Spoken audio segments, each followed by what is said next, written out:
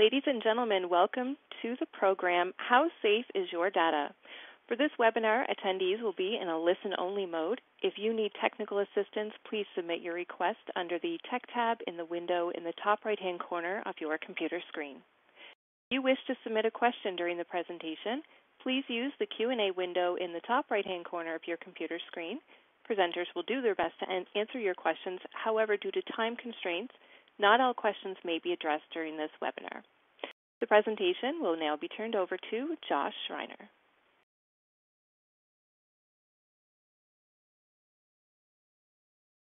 It's my pleasure to. Good afternoon and welcome. It's my pleasure to introduce to you today the CEO and founder of HealthyZ, Nazi Eftekhari, and the CEO and founder of Atomic Data, Jim Wolford, to go over how safe is your data. Enjoy.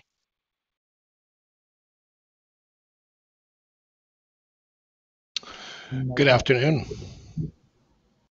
Good afternoon, Josh. Thank you very much to our very able Chief of Staff, Josh Schreiner, and welcome, Jim Wolford, dear friend and colleague in this adventure in healthcare.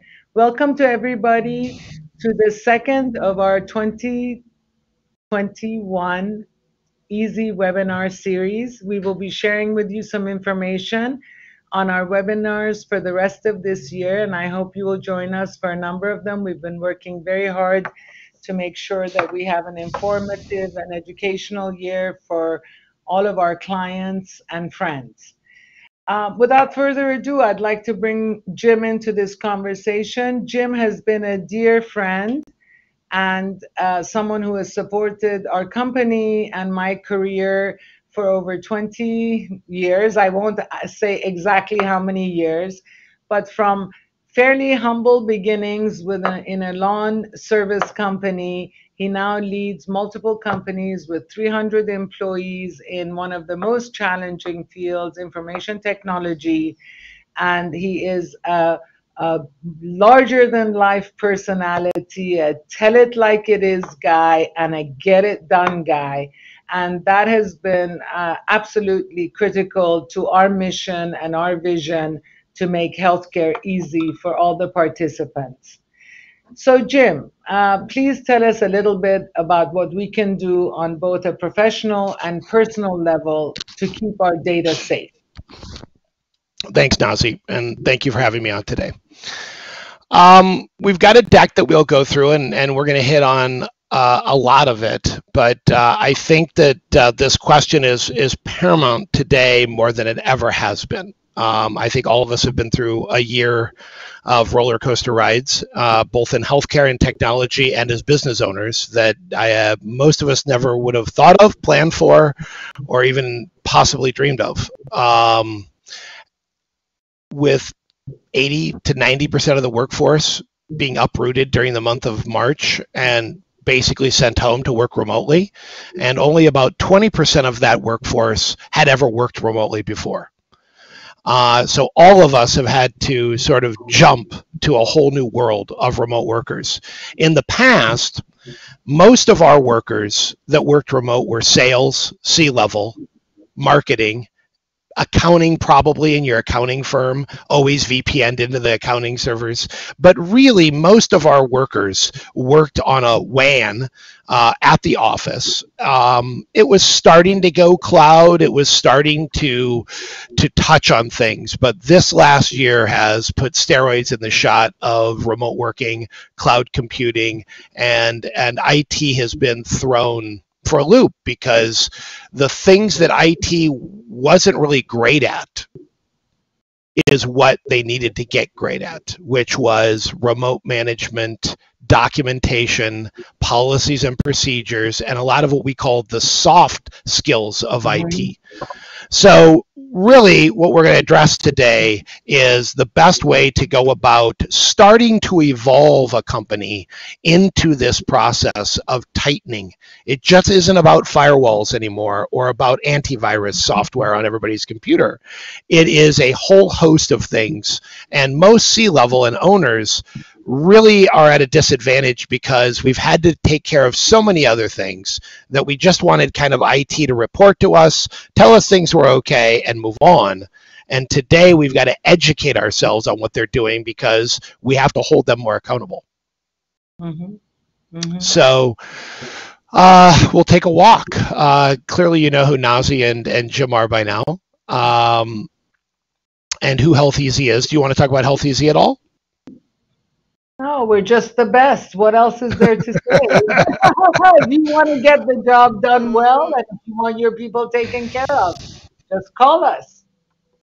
So just for our listeners to know, Nazi and I met many years ago before my world in IT, when I was both an underwriter, actuary, then in sales, then a broker in the group health insurance industry.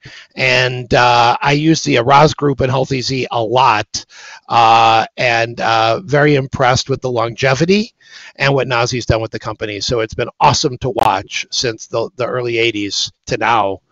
The journey that's gone on. So it's really been amazing. And I got to be one of the only people who can say from underwriting, actuary, sales, third-party claim administration, IT, vendor, client at times, a view of you that I don't think a lot of people have had. So it's been awesome to watch. Well, actually, that's what makes what your company does for us so much more exponentially valuable, because you actually have insight into everyone we interact with and everyone we attempt to serve to the best of our abilities. And it's a very unique perch you occupy in the IT world. I agree. I agree. Well, I think one of the things that as we go forward from here, you know, sometimes you get luck. I'll take luck over skill any day, right? Mm-hmm. One of the things that's starting to happen is that businesses are looking to their IT partner, whether they're inside, outside, wherever they are, not just for IT, but risk management and business know-how. And so the folks who can come to the table and understand your business and help you technically are so much more important than really the last 30 years. We've just seen vendors and manufacturers of IT come and try to sell you things and not necessarily understand your business and help you grow your business. And when we get to security and compliance, if I don't understand your business, it's impossible to help you do this. Yeah. Because there's so many twists of which we'll look at. So we're going to really look at these 4 areas. We'll protecting your data. We clearly are going to talk about SOC, which is a certification that most companies, that once they get to that serious point of really jumping off and going further with data security, they want to look at the future of data security and where we're going, and then we'll take questions. And I do believe that you can write questions on the side. So if you want to submit questions, I'm sure Nazi and I are the type that will take them as they come in. Yeah. So protecting your data, I like slides, I like pictures in slides, not too many words. So I love this triangle for an owner or a C-level to use. There's really a couple areas of security when we start looking at it that someone not technical has to look at. And the human element is really the number one element today we have to look at. You can always pay companies and IT people to harden your network, to install firewalls, to keep the firewalls up to date. But we're finding 90%, if not more, of the hacks, the phishing, any way that data gets out of your hands and into hands of people you don't want it to be in. It's happening through a human error or human element, meaning your end user. So how do we actually try to get our arms around that is very complicated, but it's been done by the big companies, and we have some roadmaps for all of us to follow. A lot of what we have to do really goes through this triangle, which you can see. When you start thinking about security, you have to start about what your end goal is. And our end goal, usually needs some very simple pillars to kind of make us always stay on topic. So our pillars in this framework are, we want our information to be available. So availability is one of the pillars that we want to always run back to.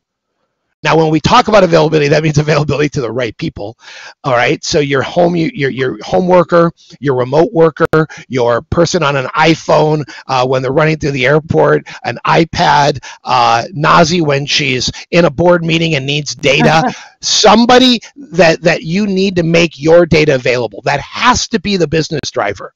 If we just go at security and we don't know all these key points, we're going to do it wrong. The next is data integrity. We got to keep our data integrity really top of mind. And what this means is we want accurate data. We want to be able to have many snapshots of the data. And lastly, confidentiality. So when you talk about security to security IT people, when you talk to auditors, when you talk to compliance, or you talk to a prospect who wants you to be compliant, it's good to have pillars that all of your policies are based on. And I believe that in our world of security, there's probably about 8. You end up picking 2, 3, 4 that are your core pillars, and you usually can then build an entire program on that. So this program is basically talking about these 3, which really over the last year have stood out as the key 3 that we want to be looking at. Then you can start layering in these different approaches around physical security, which a lot of us are used to. Our offices have to be secure. We like to have passwords on everything. We have people that have cards. Some of us have facial recognition.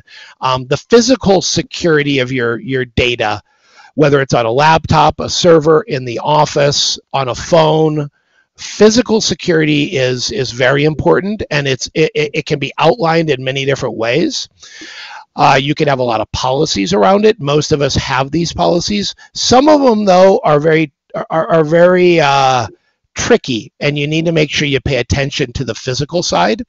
So a lot of people to this day still don't have their hard drives locked down enough so that even if someone had a password on it, even if you had 2-factor authentication, someone could get to the hard drive.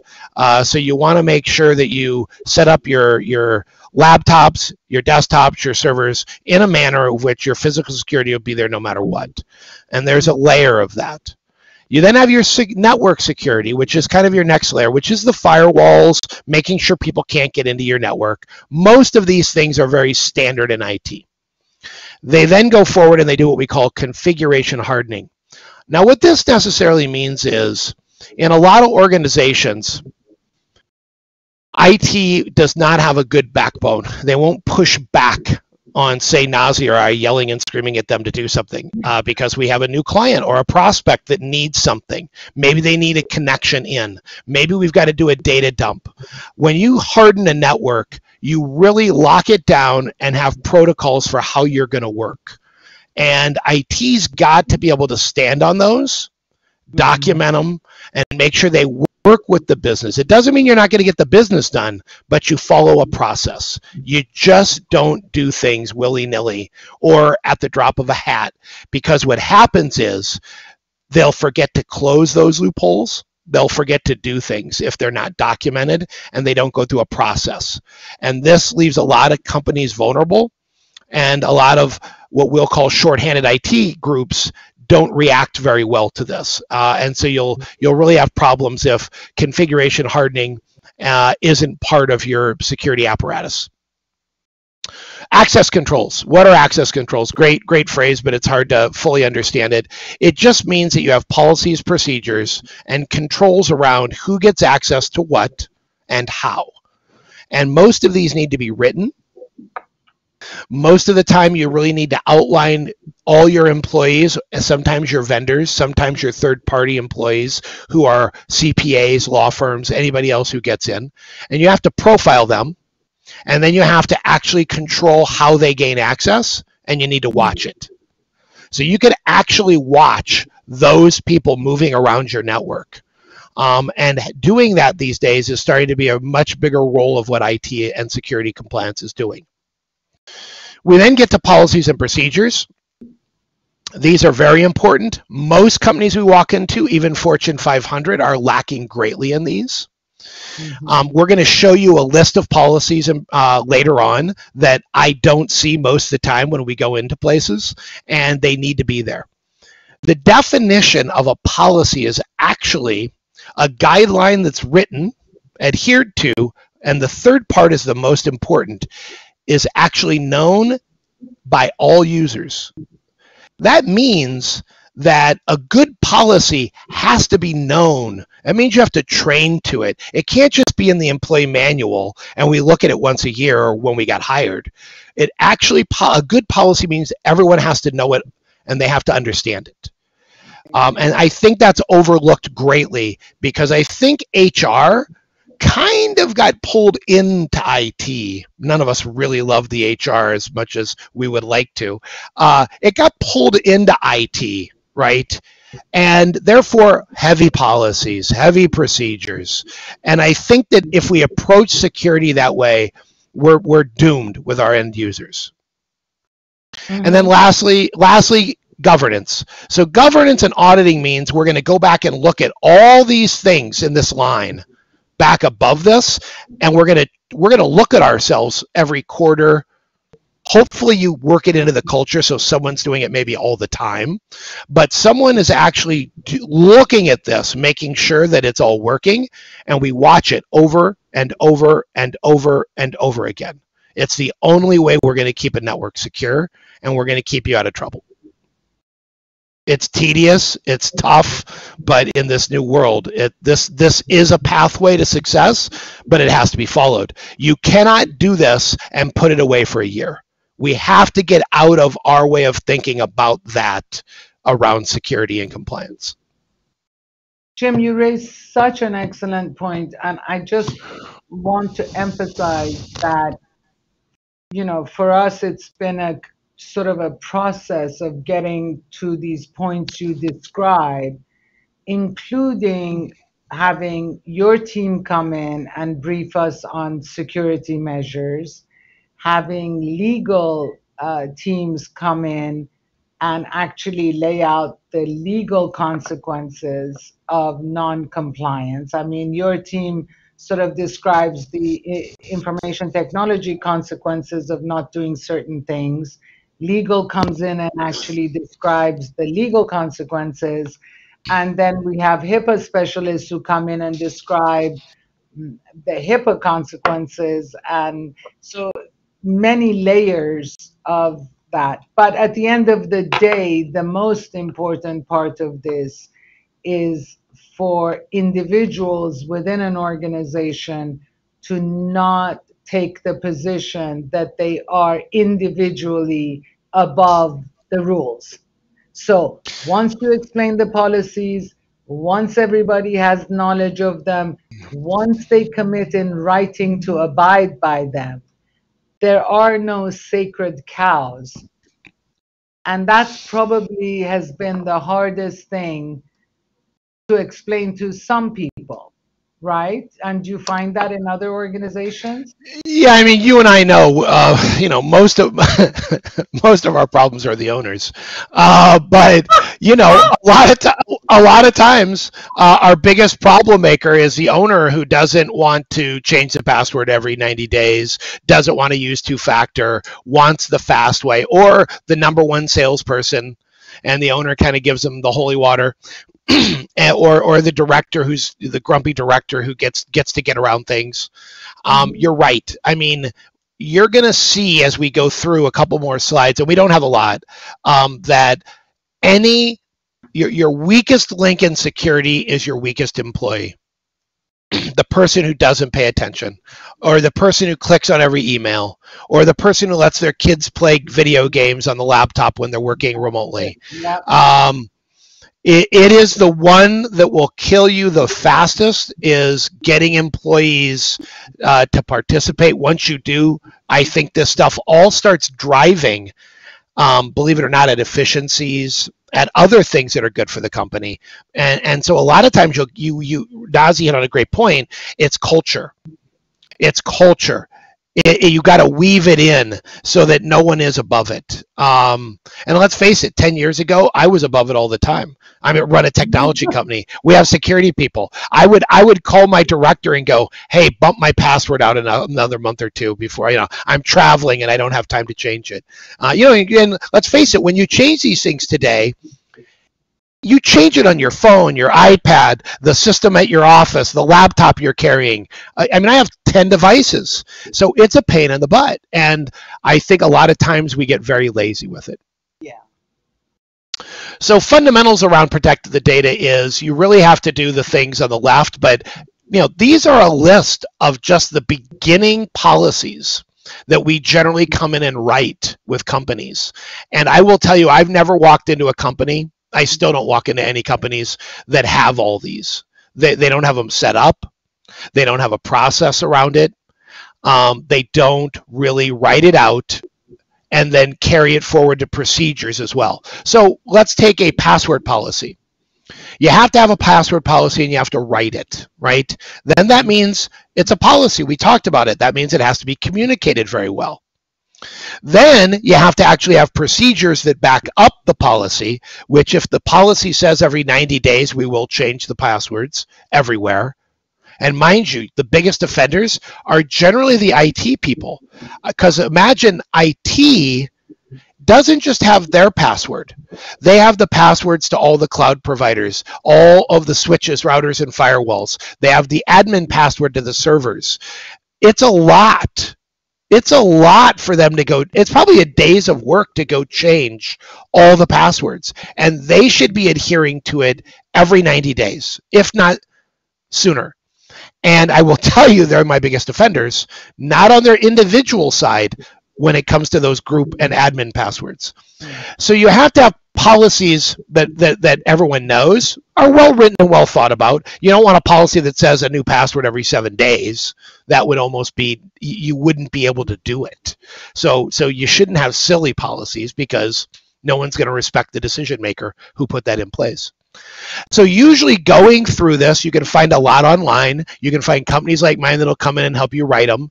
We generally have them in Word docs and a library. You're talking about 10, 20 hours to really sit down and do this, and then let your management staff take them, vet them, see what you can do. The other thing is, and Nazi stated this, I wouldn't go bring all of these in and do it in a day. Yeah. Like, you've got to take 5 of these and work it in. And then maybe a couple months later, we're going to add a couple more. And we're going to add a couple more. And maybe we're even going to do half of them in a year and half in another year. And now, some of them I would get to sooner because if you don't have them. But you've got to evolve your culture so that it's part of it. It cannot happen overnight, and you can't expect too much from people. Very good point. A lot of people forget that and they kind of run at it, and then it just becomes a snapshot in time when they do something, and then they all go, God, remember that month? Yeah, it was about a year ago and we did those policies, and then no one adhered to them. Beyond the basics, this is the stuff that you really got to think about with IT. So if you're over IT, if IT reports to you, or if you're an owner, I would say quarterly, I would be saying, I want to see reports on these. I want to see a patch management and vulnerability report so that I can know how far out of compliance we are. Everyone's always a little out of compliance, just so everybody knows. Mm-hmm. Most people do not look at their vendors and their supply chain risk, and they don't have policies around it. The configuration hardening, the network segmentation, you need to do those things, but IT will generally do those things if you're working with fairly competent people. A lot of people will do a penetration test once a year. I recommend you find someone who can do this inexpensively, not a full one, and you do it every month or quarterly so that when you get to the annual penetration test, you already know and you pass it. If you do it once a year, you'll fail it every time. And then you'll do a second one, and it's costly. So like with HealthyZ, we're doing them quarterly, and we make sure that we keep up with things so that when you do get to that penetration test that you do annually by a third party, you don't want your IT vendor doing it. You want a third party doing that because they want to poke holes in me, and that's good. You want that type of a relationship. Then that third party can audit and do that. And then that's very helpful, I think, for an owner to see that. But if you do these little, what we call these dry runs, when you get there, you're going to have maybe 3% to look at rather than 10%. And the dry runs will keep you in good graces with everybody, especially any client who's going to look at the data when they ask for it. So this gets us to SOC, and this is something that was very difficult for me to stomach. I think it was 10 years ago. The first year we did it, it took almost a full-time employee. It was probably $100,000, which was not easily stomached by me. And but just so you know, after that first year, and clearly because I'm a provider and I own data centers and I have a very, very large footprint, that's why it was that expensive. Most companies are going to spend 10 to 30 grand to do the first year that they go through a SOC, if they have some internal people to do a lot of things. And then it's going to be probably 10, 15 grand a year after that if you have a good auditor who isn't going to kind of overbill you. Usually this is a CPA firm. And what the SOC does is it actually takes the onus off a lot of the managers to do all of this. It means that you're going to get SOC certified. It means that your policies and procedures are going to be hardened. You're going to follow them. You're going to train people to them. And once a year, someone's going to come in and audit you. And then you're going to get your what we call attestation, which is a letter and a stamp. And you can share this out with your clients when they come to audit you. You can share it with vendors. And to me, I'll be honest, the first year I did it because my clients were asking for it. I now do it because all the things we've talked about, that SOC audit tells me that we're doing all of that stuff so that I can sleep at night and not worry about, boy, did I audit myself, my people, and keep them all on the right path. So today I actually love, and actually we just entered our February, March, and April are our audit months. And it is one of my favorite times because it's one of those times where I see where we're doing really well, if we're not doing really well, and where we need to tighten up a little bit. And so I really recommend to anyone, especially in healthcare, that you look at a SOC. Now, there are also 3 levels. Generally, you start out and you just do one of the first ones, and then you work your way down. So you can get a SOC 1 year, and that really looks at an organization. It looks at financial reporting, and it looks at policies and procedures. The next one will start, a SOC 2, starts looking at those controls and looking at these 6 areas of security, confidentiality, availability, integrity, and privacy. And it really looks at those policies in that framework. And then a 3 is a little less detailed, but it gives you a public-facing version of the SOC 2 that you can share out. Now, I will tell most of you, I am a very big proponent of an organization keeping this private. Oh, that's interesting. Okay, I do not share my SOC 2 out with anyone. It would be, if you think about it, if I were an outside entity trying to get your data, it's a blueprint for how I get your data. Why would I send that out to somebody? Why would I send it to an auditor? Why would I email it in a PDF out to one of my possible clients or a prospect? It would be crazy. You get the SOC 3 because instead of that 8,000 page SOC 2, it's a 30-page report that your prospects, clients, and vendors can look at. And what it does is it states that you're doing those things, but it doesn't state exactly how or the details of it. So if you go to like my website, you can download every year my new SOC report that's the public-facing one. And that's usually good enough for auditors. Now, when NAZI brings in a deep auditor to look at us, they can come on site and they can go through the big report. But we make them do that in person and they can't take copies of it. So that's an important thing to note, because a lot of people I know will just send their SOC report off, and I would never do that if I were anyone. You do not want that in the public domain. So I love the SOC. It really does help. After a few years, I think it becomes part of that cultural dynamic around security and compliance that you want to drill in. And it really does help you bring the end user along, which is going to be your biggest risk. So it really helps you with risk management. It helps you with third parties when they want to validate who you are and what you're doing. It's great to show clients.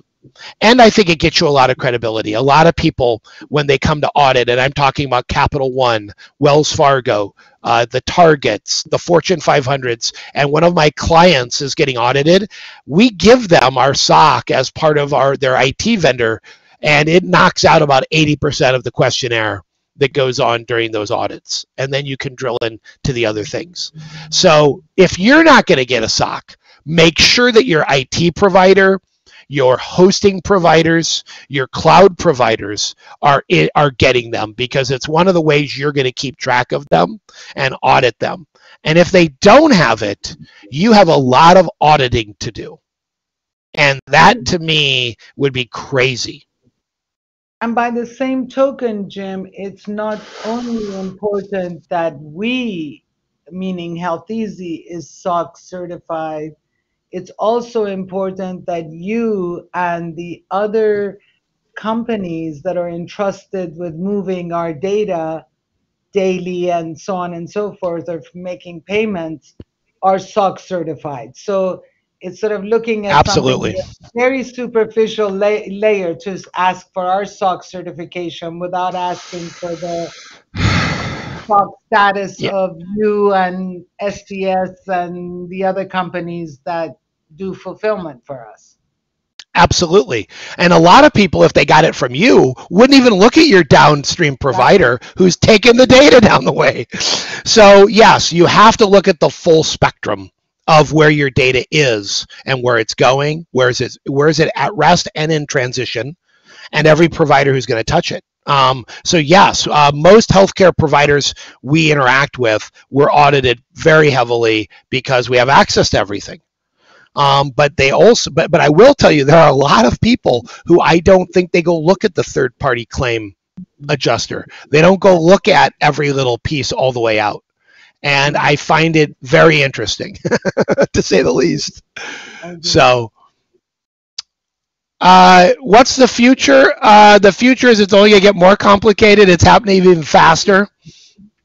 I think that a lot of people, and I warn most people about this, they don't listen to me, but a lot of people are like, oh, I don't have to worry about any of that. We're in the cloud. They're handling it. Or I don't have to worry about that. My software as a service provider handles it. No, you really do have to worry about it for many reasons. One, you need to audit them, which is what we just got done talking about. But number two, all of your employees have access to all of this. So you still need all of these things and an apparatus. Now, it's easier because maybe it's on their servers, and so you don't have to patch and watch those servers, but you need to watch them to make sure they are. You need to make sure they have SOC. You need to make sure your end users who have usernames, passwords, and access to it all are following all your policies and procedures. So it is changing. And I would argue that it's not going to get easier. It's actually going to get harder, because you now have, and this is a good, I'll challenge you all later when you have absolutely free time and you're sitting around doodling, try to make a list of where you think your data is. Like, where's my data?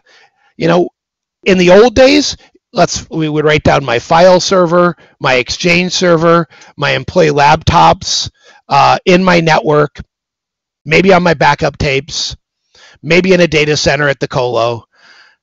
It would stop right there. It wouldn't be a lot farther than that. Today, I challenge you all to see if you could list all the cloud providers you use and where your data is with them, where they are, what data center they're in. Are they compliant? Are you looking at it? Or do you just say, oh, it's Microsoft, they must be compliant? That's a bad answer. Microsoft, Google, AWS, a lot of your software as a service providers buy things from them. That doesn't mean that those big companies are actually watching and taking care of those little companies who are using them as a hoster. They may never patch their servers. You would never know. AWS would never know. Google would never know. They just give them resources to use. So you have to, in this new world, look at all the apps people are using, every app on every phone that has data from your company in it, every software as a service provider, every piece of software you use inside the company. It really starts getting rather large lists these days. I talked to a very large healthcare device maker in town here in Minnesota, and the security team told me they did an audit. This is a Fortune 500 company. This was a year ago. They found 1,200 pieces of software and apps that were not on their list of having their data when they did the audit. That's how fast your end users are starting to use their phones, their devices. They're sharing out into CRM tools that you might not have even approved. Little note apps on their phones that they're keeping client notes on that aren't part of the corporate structure. A lot of these things are really making this a complicated new world we all live in. Yeah. So it's a big list. So data mapping is something I like to tell everyone. Take a look at and see how your data map looks. How to prepare, master the fundamentals that we talked about. Invest in security tools, processes, and people. You really do sooner or later, after you get your people a little trained, have to get a zero tolerance level, because you are going to have a lot of leaks when you start looking at it. And then you have to figure out how to really have these three things covered at the bottom. You need to make sure you understand what threat detection looks like. So when something does happen, you know how to look at it, you know how to respond to it, which is the incident response. And then how do you mitigate? These three things have to be, I like to call them the fire drill when we were back in grade school. If you don't go do the fire drill every month, you don't know what to do when there's a fire. We all when we were little, knew what stairwell to go to, which classroom went where, how did we do it. That's what this is just making sure your management team knows what to do when there is a threat, how to respond to it, and then, of course, how to then mitigate once you do find these things. Because you're going to find them. You all get phished email all the time. You all get these things all the time. Most of you do these things. We might not be calling it, but you do these things.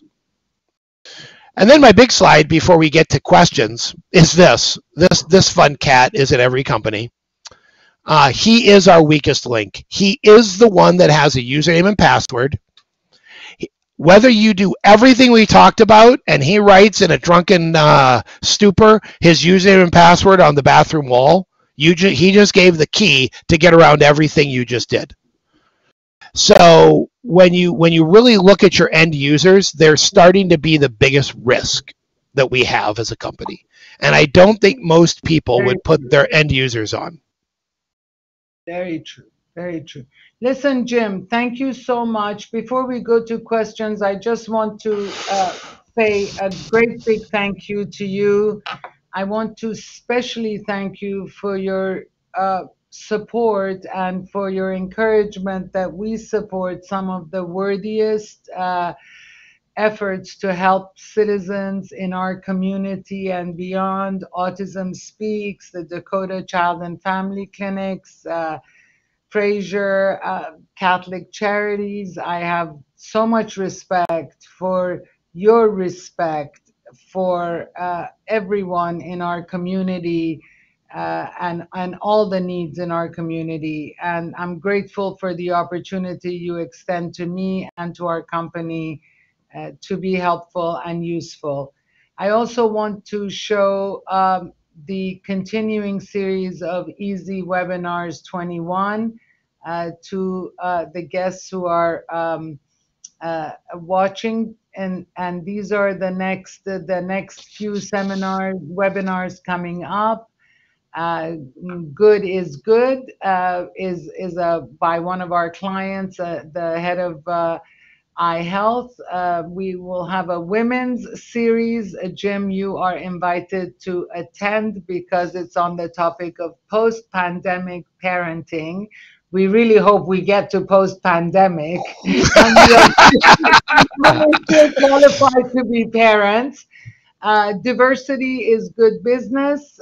We look forward to Elizabeth Rom hosting a very interesting panel.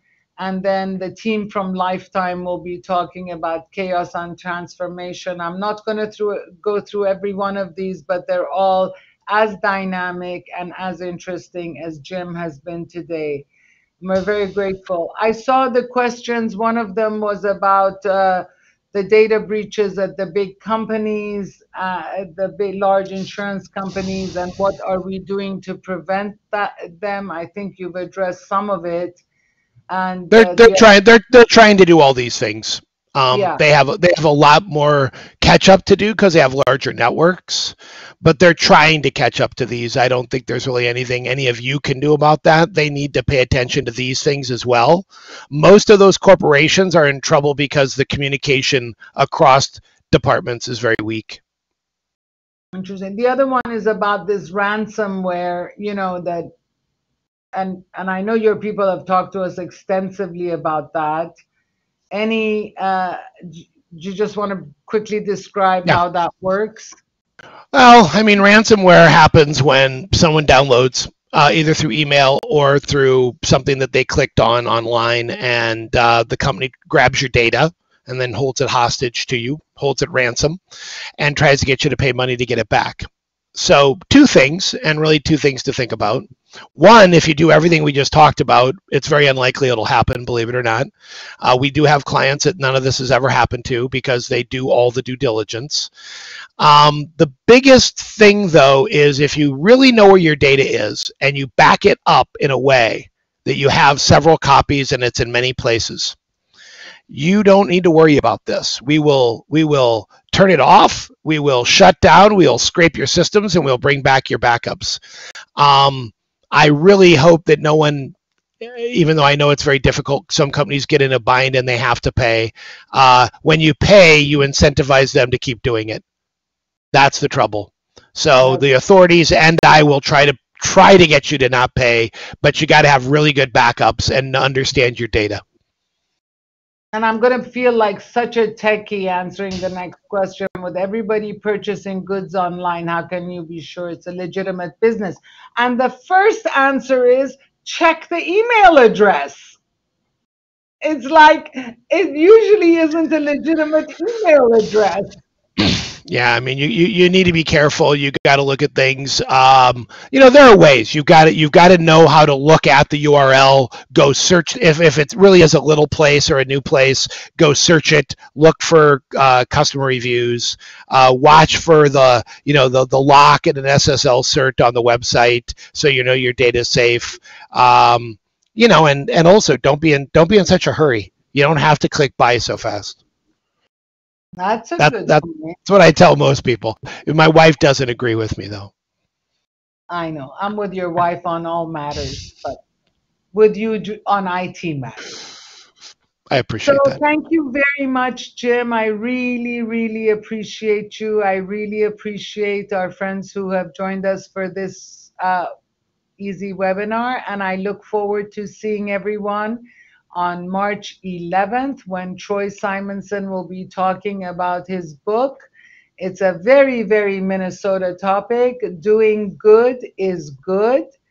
We Minnesotans know exactly what that means and look forward to sharing the lessons learned with all of you. Thank you, everyone. Thank you for your business. Thank you for the opportunity to serve you. And thank you, Jim, to you and your team. We could not do everything we do without your yeoman efforts on our behalf. Appreciate it. Thanks all. Have a great day. Take care. Be well. Bye.